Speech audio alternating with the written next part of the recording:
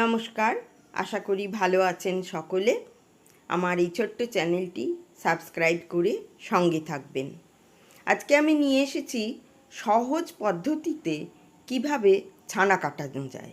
ছানা আমরা সকলেই অল্প বিস্তর কাটাই, কিন্তু এইভাবে ছানা কাটালে খুব নরম হয় এবং মিষ্টি তৈরি করতে খুব ভালো লাগে। প্রথমে যতটুকু জন্য ছানা করবেন ততটুকু দুধ জাল দিতে বসাবেন উনুনে। দুধটি নেড়ে নেড়ে যখন ফুটে আসবে, দেখুন ফুটে উঠেছে, সেই সময় ভিনিগার আর জল মিশিয়ে রাখবেন। আমি 2 চামচ ভিনিগার দিয়েছি এবং 2 চামচই জল দিয়েছি। এর চেয়ে কম জল দিলেও চলবে। এবং দুধটা মাঝে মধ্যে নেড়ে নেড়ে পাশ দিয়ে ভিনিগারটা দিতে হবে আর মাঝে মাঝে মিশিয়ে দিতে হবে।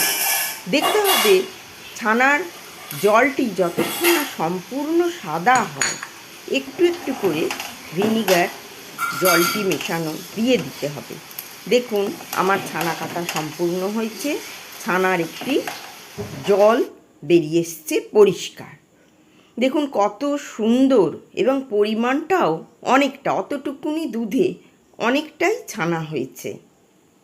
এটা অবশ্য দুধের গুণমানের উপরেও নির্ভর করে, এবং ছানাটি খুব সফট হয়েছে, এটা আপনারা নিশ্চয়ই দেখেই বুঝতে পারছেন। এই সফট ছানায় যে কোনো প্রকার মিষ্টি করবেন খুব সুন্দর হবে।